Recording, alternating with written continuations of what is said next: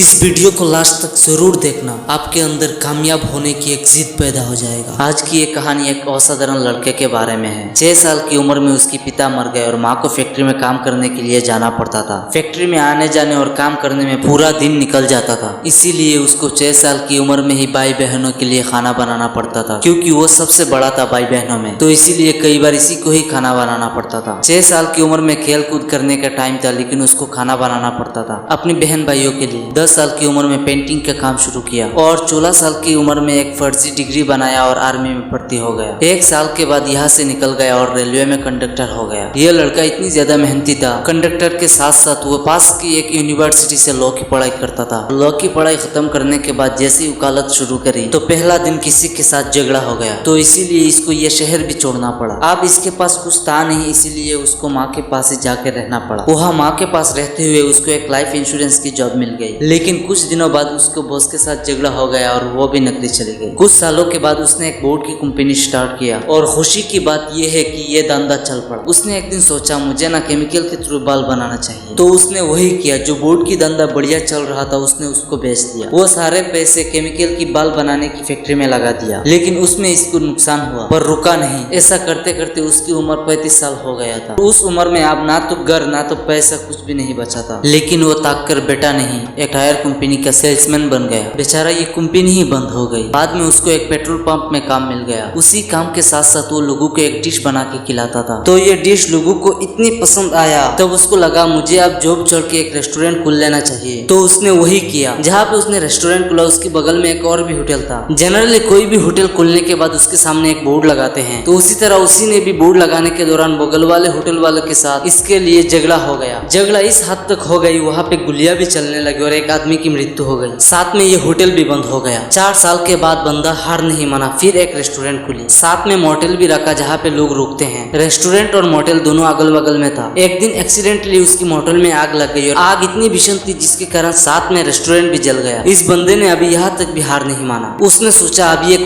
बड़ा रेस्टोरेंट खोलूंगा, लेकिन अभी इसको पैशन मिल चुका था कुकिंग में, तो उसने फिर से और एक बड़ा सा रेस्टोरेंट खोला। और रेस्टोरेंट का काम शुरू होने ही वाला था तो दोबारा से उसको बंद करना पड़ा, क्योंकि उस दौर में सेकेंड वर्ल्ड वॉर शुरू हो गया था। तो फिर से इसको घाटा होने लगा और ये होटल भी बंद करना पड़ा। अब उसके पास पैसा भी नहीं, कुछ भी नहीं था। उसने सोचा क्यों ना मैं अपना रेसिपी बेच दूं, जो डिश बनाता था उसका। इस रेसिपी को बेचने के लिए रेस्टोरेंट के पास जाता था, लेकिन कोई भी नहीं खरीदता था। और फिर 1009 रेस्टोरेंट के साथ पर्सनली मिलने के बाद किसी एक ने उसका रेसिपी खरीद लिया। जिस होटल के मालिक ने इस रेसिपी को खरीदा उस होटल का धंधा अच्छा चल रहा था। देखते हुए 2-4 और रेस्टोरेंट वाले ने भी इस रेसिपी को ले लिया। फिर जो पैसा मिला उसने उसी पैसों से और एक रेस्टोरेंट खोला। इस बार उसने एक अच्छी लोकेशन पे एक हाईवे के पास खोला, लेकिन उससे पहले उसका फायदा होता 7 किलोमीटर पहले से उसी हाईवे को मोड़ दिया गया, जिसके लिए अब ये रेस्टोरेंट की लोकेशन बिल्कुल बेकार हो गई। फिर से इसको बेच के घाटे वाटे में जाना पड़ा। आप जाके फाइनली इस बंदे के पास कुछ भी नहीं बचा। फिर उन्होंने गैस स्टोव जो सामान चाहिए तो सब कुछ एक पेन में लिया, साथ में अपनी बीवी को लेकर निकल गए। फिर रेस्टोरेंट पे जाकर लोगों को डिश बना के खिलाता था और इस रेसिपी को भी बेचने की कोशिश करता था। ये काम इतना शर्मनाक था, लोग अपने होटल में भी रुकने नहीं देते थे, तो ये लोग अपने पेन में रुकते थे। ऐसे 6 सालों तक करा। फिर जाके उनको कामयाबी मिली एट द एज ऑफ 75। 75 साल की उम्र में जाकर वो KFC का मालिक बना। अगर उसके साथ पिछले वाले ये सब कुछ ना हुआ हो और एक भी काम उनका पहला चल जाता तो इतनी बड़ी कामयाबी शायद नहीं मिलती। तो कैसा लगा ये स्टोरी कमेंट करके जरूर बताइएगा और अपने दोस्तों के साथ जरूर शेयर कर दीजिएगा। चैनल को भी सब्सक्राइब कर लीजिएगा। तो मैं मिलता हूँ आपके साथ नेक्स्ट वीडियो में, तब तक के लिए बाय।